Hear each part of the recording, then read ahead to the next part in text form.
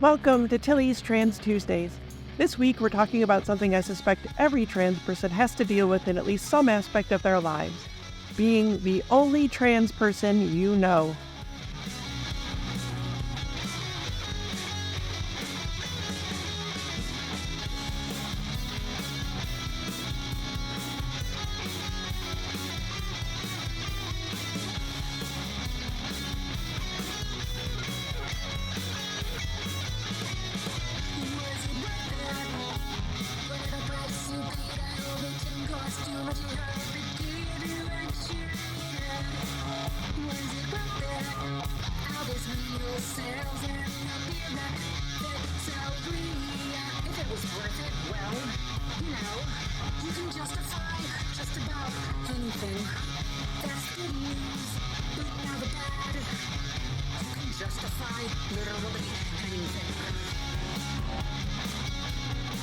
Hi, I'm Tilly Bridges, your host, and I'm joined by my writing partner, my best friend, my wife, our token cis representation, the prettiest co-host on this entire show, Susan Bridges.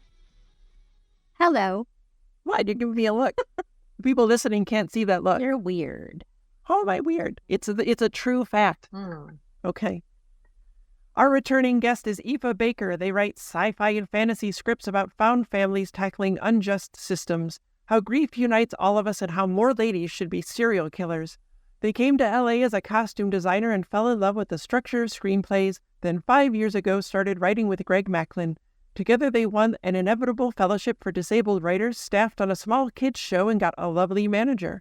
Their most popular script is a high fantasy in a non-Eurocentric world based on tarot cards that deals with prison abolition and how hot girl assassins are. Welcome back, Aoife. Thanks for having me again. Okay, so we talked about this a little bit last time, but I wanted to ask you more about being a costume designer because fashion and costumes can be so heavily gendered so much of the time. And I was wondering what your experience with that was and projects you've worked on. Like, have you had to make costumes that would, conform to gender norms, or do you ever get room to wiggle and make them a bit non-conforming? It's a world I don't know anything about, but I'm really curious to know. Yes, and it's gotten a lot better over the 10 years that I've been doing it too. So now when I start a new project and I send out my emails asking for sizes, I also get to ask everybody for like their pronouns and how they want to sort of represent themselves. And I did mention last time that I won't make actors wear something that they're not comfortable with. Right. And that applies to how they want their gender presentation to be, and also physical comfort. I'll never make anybody wear stilettos if it's not like specifically listed in the scene, preferably as a murder weapon. And I won't ask anybody to wear any shapewear garments. Like, if you want to change your body shape for how you feel, I will not stop you. I will sort of encourage you not to, because I'm very pro size inclusivity, and like that's a hill I'll die on. But so I've had a number of non-binary actors over the years, and I've custom made things for them so that they would be able to like hit the brief of what the scene and the character needed while still feeling exactly themselves, so that they could go out, be confident, and nail the scene. Yeah.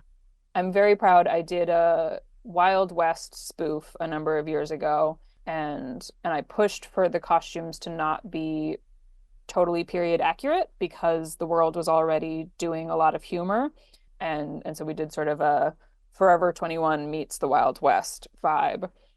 Wow. And we had some extras that came in, one who at the time was identifying as a very mask butch lesbian and was afraid of being asked to like put on a corset and a skirt, and I was like, absolutely not, we're going to make you a gunslinger. And I have met them since. So like 5 or 6 years after filming that, he has now transitioned and told me that the photos from that shoot are some of the only photos that they like didn't get rid of and like looking back on. Yeah. Because I didn't force them into something they weren't comfortable with. They looked really cute. They looked like a boy. They feel good about that now.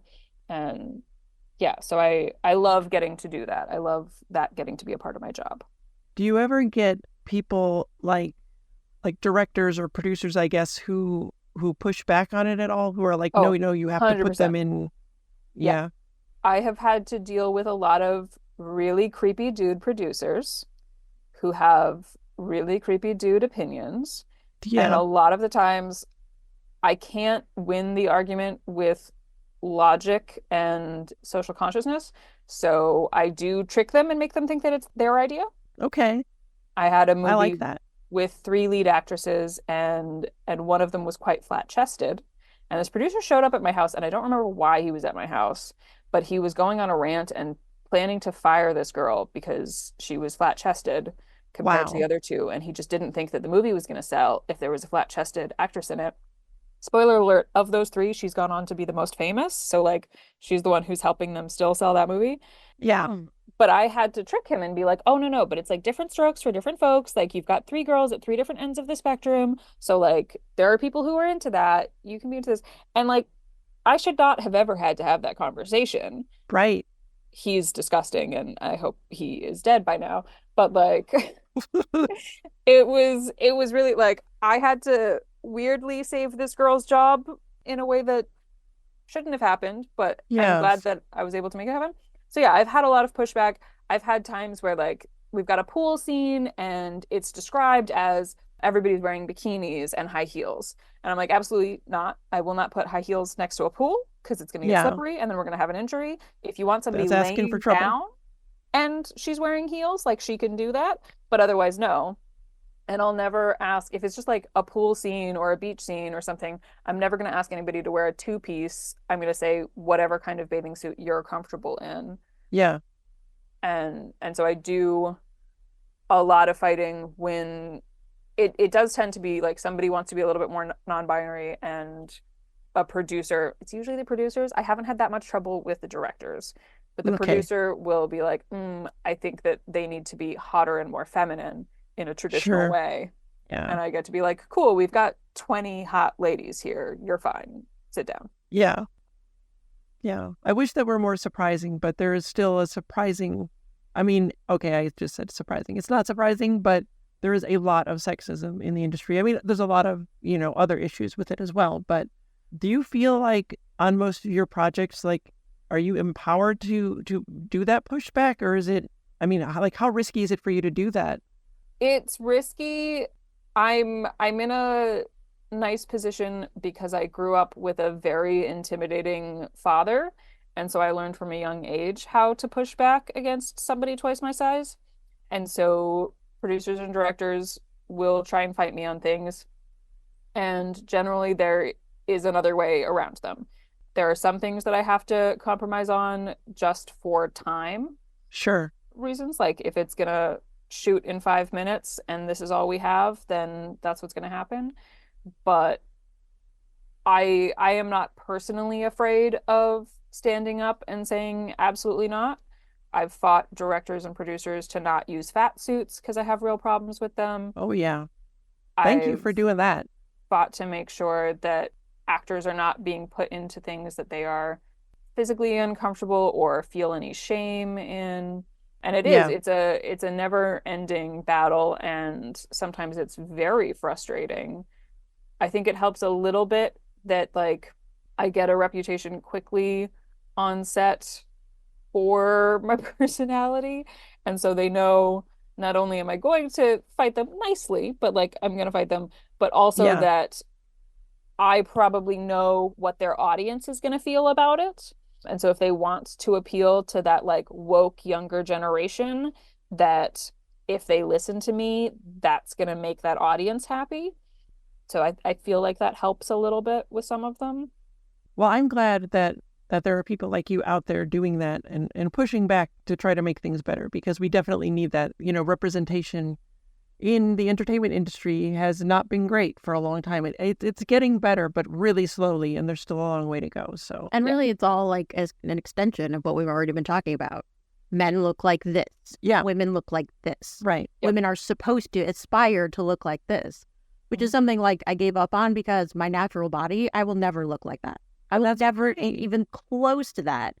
No one should have to look any way that they don't want to. And yet all of society tells you you're wrong, you're bad, this Yep. is what you have to do. And I have medical issues. That means I'm in touch with the medical establishment more often than most. And it's just constantly like, no matter how much I weigh, it's lose weight. Oh, that's always there's Lose weight, lose weight, Yeah. lose weight, lose weight. all right. That's an entirely different topic, though. Okay, so Aoife, Relate. it is related, but I would just say we could talk about that for 2 hours. So, Right. Aoife, I wanted to ask you, for you, what has been the most surprising thing about, I guess, existing outside of the cis binary? Like, is there something about it has really, really surprised you? I mean, I don't know that I'm super surprised because I don't know that I had any expectations beforehand, I guess. Sure. I love that it's so much fun. It is. It's absolutely great. Like, I think a lot of people before they figure out who they really are and start living very genuinely in that space as that person, they're very afraid that it's going to be scary and hard. Yeah. And I think once you get over that hump, it's so fun to get to be you and get to hang out with other people that see you for being you and are also like weird and gender fluid and all the things. Yeah. That it's a great time. It is the joy that you can find. And, I was really scared, at the beginning. I remember the first couple of times really early in transition where I stepped outside of our apartment dressed as myself and not like a boy. And I was just terrified. And I don't know why or what, but it just scared the hell out of me. But the more you do it, that goes away and you start to feel so good. And there's nothing else like it. It's really, really awesome. Yep. If you had one piece of advice to give people who are just starting their transition, what do you think that would be? I don't know that I have any advice that would be helpful, especially in like a blanket way, because I think everybody has such different journeys. It is very individualized, yeah. Yeah, you're going to go on a completely different path than somebody else did. I guess, I mean, encouraging and saying how much fun it is and how nothing that you're going to lose was anything you ever wanted to keep. I think people are afraid of what they could lose, and until you've sort of shoved it off, you don't realize that everything you were hanging on to that you thought you needed, that you thought had value, was all the weight that was holding you back. Yeah. And once you get, again, over that hump, it's so great. It is. I know for women transitioning away from femininity, there's so much emphasis on like your value is how pretty you are. And so every step you take away from femininity is decreasing your value in society's eyes, and realizing that you do not want to be around anybody who's going to value you more if you're hotter by their scale. Yeah. Is great. It's wonderful. It is. And, I think what you said was really important about the weight of things that you don't need, because I always hated my dead name, right? And then I remember I started HRT, and then when I started the process to legally change my name, I suddenly felt this like pang of sadness that wouldn't be my name anymore. But then I was like, but why? I hate that name and it's not me. And so once it was gone and I got over that, I was like, I feel so much better. I was holding on to it for no reason. I hated that name. So I think that's really insightful. Before we dive into this week's topic, remind people where they can find you online if they'd like to look you up after. I'm easy. I'm Vivacious Vandal on all of the social medias that you can find. I've been Excellent. Vivacious Vandal for 20 years and it's not going anywhere. Okay, I've talked many times about the size of the transgender population in terms of percentages, but everyone's new to Trans Tuesdays at some point, so it's worth mentioning again because it's incredibly relevant to this discussion. Reports vary based on where you get your information, but some estimates put the transgender population, counting everyone who is not cisgender, at around 5% of the U.S. population. There's a link about this in the show notes. But based on that article, those are self-reporting trans people, and there are trans people who are not out publicly as trans for whatever reason, and they're unlikely to tell someone on a survey that they're trans and out themselves. And also with the extreme onslaught of legislation against trans rights, even trans people who are out might not want to give their information to a survey that's collecting data on us. It's fairly self-explanatory how dangerous that could be for a population under attack. But I want to point out that even if both of those things weren't the case, even if every trans person could be out and had no justified fears about giving their information to companies or the government, it still simply could not possibly account for all the trans people in the United States. It can't, because not every trans person knows they're trans, and until they figure it out, everyone, themselves included, might think they're cisgender. I was one of those people. Every trans person discovers their transness on their own timeline, and it depends on a wide variety of factors, including home life, friends and family, societal pressure, religious pressure, economic pressure, and a whole lot more. So keep in mind that whatever the true number is, the percentage of the population that we make up is unquestionably larger than any reported numbers. In fact, until we get to a freely open and accepting society where it doesn't take unending courage and bravery for every trans person to come out, we're never going to know, are we? But what we can take away is that even with our percentage of the population being larger than reported, we're still a pretty small part of it. So Aoife, you've been part of the queer community for a long time, and do you have any thoughts on this? Does it seem to you like we're actually much more than 5% of the population? Absolutely. I think we're still a small percentage overall, but I think Yeah, it's a lot like left-handedness yeah, that when it that's wasn't the great accepted, comparison. we had, tiny, tiny numbers. And then as soon as letting kids be left-handed in school was a thing, there was this huge jump in numbers. Right. And a lot of people were looking at that trend and being like, what is making all of these kids suddenly become left-handed? And it was like, Yeah, no, they were. They just were people being forced to write right-handed and having terrible penmanship their whole yeah. lives. And then, that left-handed thing is the best example because then it also, you see that sharp increase if you look up like the graph of it, and then it levels off because Yep. they're just they're a set number of people are just going to be born that way. Well, I've talked many times about how we're such a small part of the population that we can't affect political change on our own, which is why we need our cis allies to stand up for us loudly and publicly, and to realize that with every vote they cast, our rights are on the line.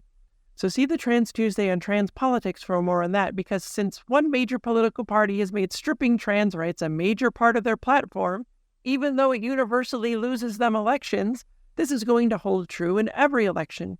You can, of course, find that at tilliestranstuesdays.com, though I will be revising it and bringing it to the podcast this coming fall.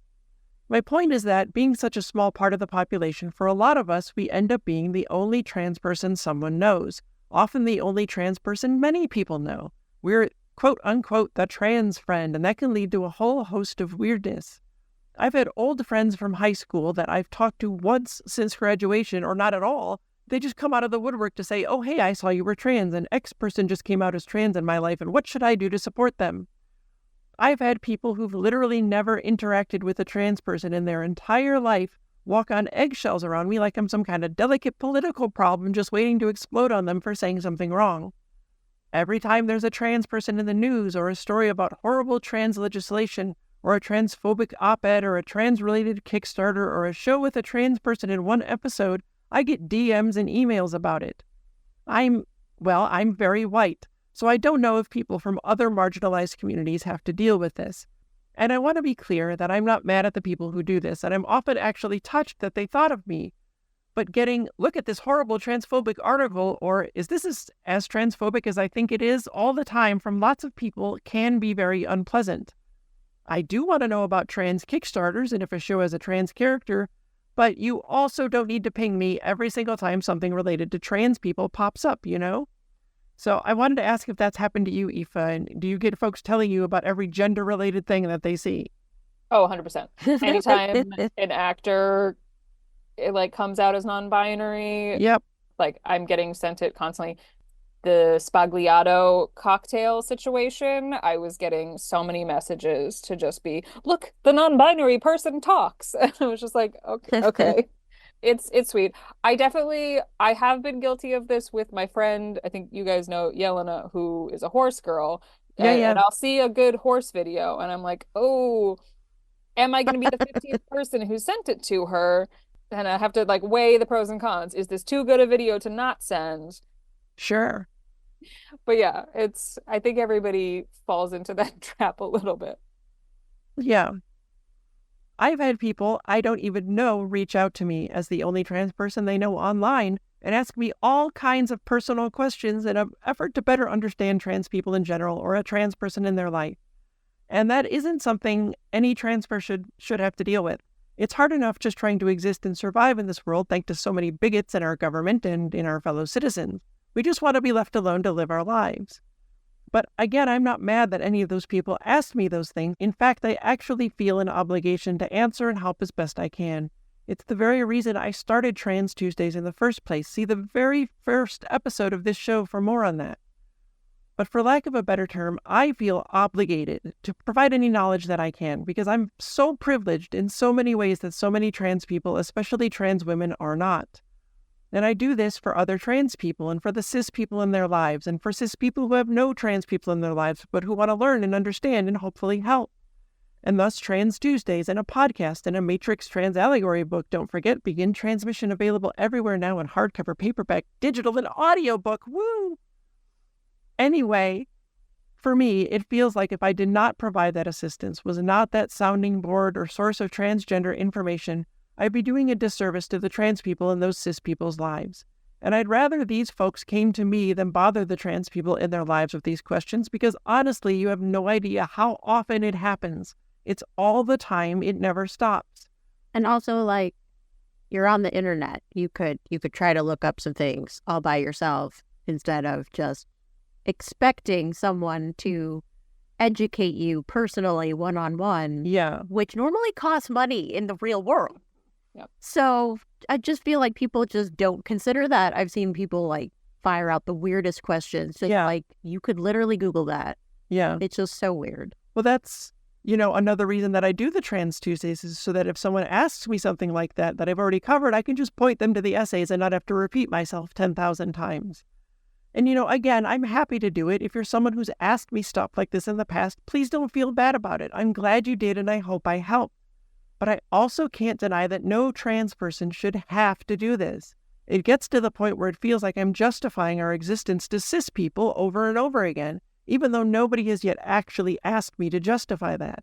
And also that goes for anyone of any different religion, races. It's not their job to educate you. Right. That's your job. Yeah. It's a lot of labor. It's emotional labor and it's educational labor.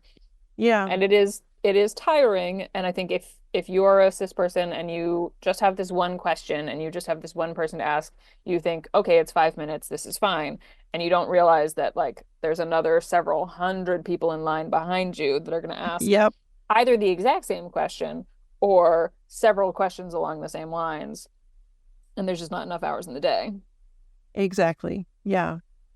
Yeah. I've never actually been, forced to justify my existence as a trans person other than to the cis gatekeepers of my trans-related healthcare. See the Trans Tuesday on trans kids and the intake exam, which will also be getting a podcast episode not too far down the line.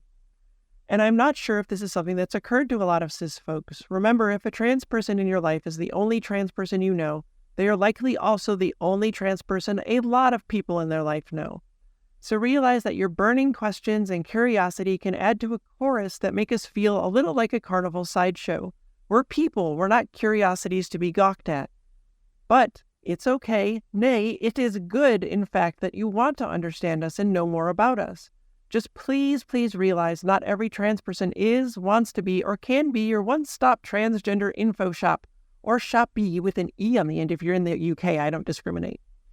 I'm more privileged than a lot of trans people, and I try to use that every day to make things better for my less privileged trans siblings. These essays, answering your emails and DMs and questions, providing resources are all part of that.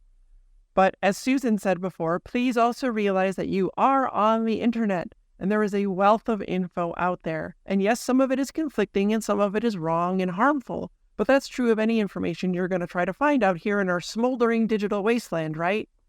I'm not going to do a thread on critical thinking and how to verify the sources you're getting your info from. That's your job as part of being an intelligent, well-informed citizen.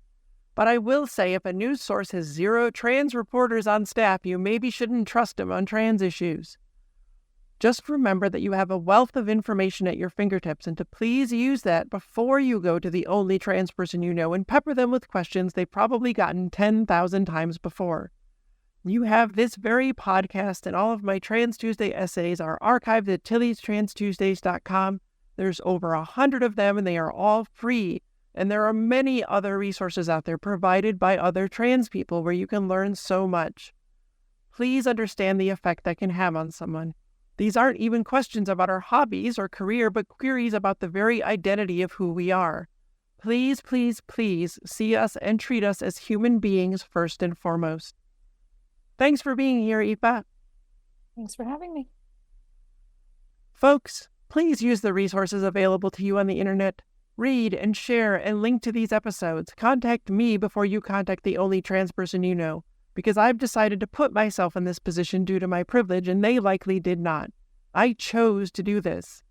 And above all, as in all things, please lead with compassion, the same compassion you'd want shown to you. You deserve to be treated with kindness, and so do we. Tilly Bridges, end transmission. Tilly's Trans Tuesdays is hosted by Tilly Bridges and Susan Bridges, with audio editing and sound mixing by Jillian Morgan. The Google Doc and social media versions of this week's topic and all past topics are available at tillystranstuesdays.com. Special thanks to Daisy and Jane for the use of Sorry Not Sorry as our show's theme music. Please stop by and show your support at daisyandjane.bandcamp.com and soundcloud.com/daisyandjane. You can find me at Tilly Bridges on Bluesky, Twitter, Spoutable, and Hive, on Mastodon at Tilly Bridges at mastodon.social, at facebook.com/TillySBridges, and on Insta and Threads at Heck Yeah Tilly Bridges. And you can find Susan on most of those at Susan L. Bridges. You can find Jillian at Audio Jillian on Bluesky. You can join the Tillyverse Discord server by following the link at the very bottom of tillystranstuesdays.com. We hold regular watch parties for the Matrix films and other trans movies, where I do a live Q&A, and it's blossomed into a wonderfully supportive, compassionate, kind community of friends. We'd love to have you join us. For more information, visit pendantaudio.com. Thanks for listening.